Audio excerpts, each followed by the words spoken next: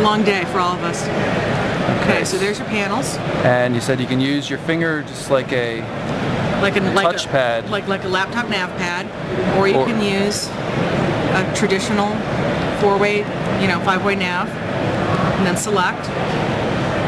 So does that touchpad area act as a select button? Yes, it does. Okay. Apparently not today. Okay. So this would be an example of perchance, this one could be a live RSS feed or it could be static with links on it. Right? And you said the panels are going to work as either, like home screens or Windows applications? Correct. Okay, Correct. so let me show you an example of a Windows application. Be the one that people are most familiar with, which is the Microsoft Mobile Today, or Microsoft Office Today. So again, Today is one of the panels. Exactly, that's one of the panels, and how we look at it is, everybody's got to work, but you can only do that 1/9 of the time. So you've got one panel devoted to different applications, but that doesn't mean that you can have other ones. It depends on how you want to make it your And it'll still do all the same thing in terms of showing appointments, all the various plugins for... Exactly. Okay, and then the panel button takes you back here. The panel button takes you back. One thing I would want to highlight is, again, it's also about content. In this case, this is running a static demo. This isn't actually how it would really work. Sure. But for example, you would start to see slideshow of some of the images you may have in your photo album, or that you would have videos running, etc. The Xperia would manage that for you. Again, another quick click.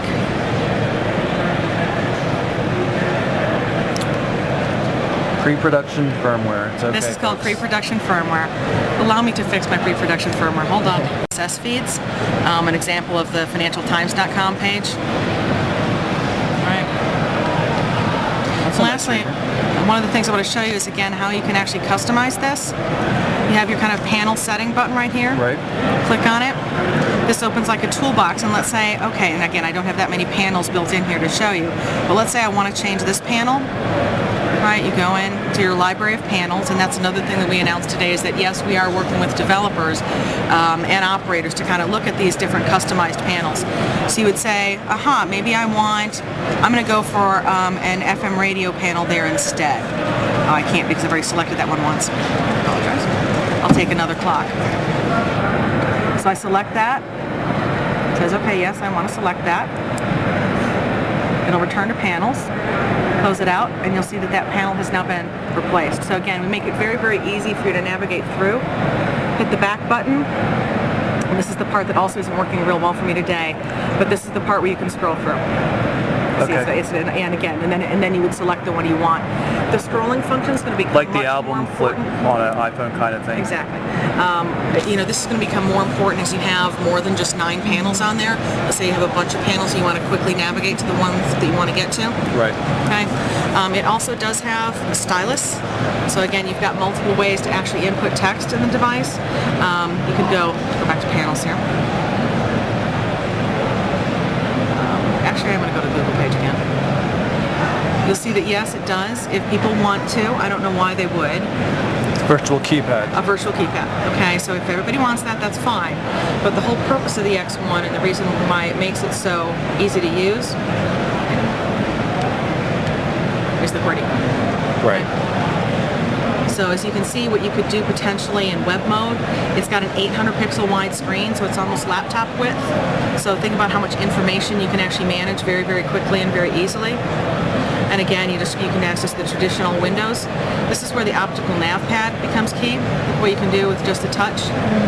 So, one of the criticisms of Windows Mobile is that sometimes the text choices can get very, very small. It's very, very difficult to navigate. Again, with a quick scroll, you can get to the right one. And how about navigating within the browser with the touchpad? Does it work like a mouse, or does it just scroll? It just scrolls, I believe. I don't believe that it will actually operate as a mouse, but again, I could be wrong on that one. Don't quote me. And this is with the older version of the IE browser, or? Correct. This is with the older version of the browser. Our target is to look in time run for the launch, new one. to run the new one. But again, I think launch timing is going to take a precedent. A little tight. Okay. But again, with this one, it's all about making it easier for the user to input text. You'll see that it's the keys are somewhat beveled. So when you're actually touching it, it has a very nice tactile feel to it. Right. It makes it easier, a little bit less error prone. But one of the things that really it's hard to depict on camera, one, it seems very flat. when it opens up, it does opens open up curved. in an arc type motion. This means when you're actually typing, you can actually see more of the screen and type with a more natural feel. So it is kind of the world's first arc slider. Also hard to appreciate, although in the silver you can get a better feeling for how much of the device is actual brushed metal and metallic accents, which gives it a very quality, solid feel to it. Okay, so here are the fishies. Wakey fishies. If I put my hand here, you can notice the fishies start moving towards my finger. If I do it over here, same thing. They'll start migrating towards my fingers. However, each of these fish means something. I have to take up the stylus to actually show you kind of what they're trying to do here. All right, okay. This black one is actually the battery indicator. Meaning it's low? No, if he's red, he's low. If this fish turns red, that means my battery's running low. This guy right here, notice how he's orange right now? If I go to the sound, I turn off the sound, he goes gray. If I have a missed call, this fish will turn yellow.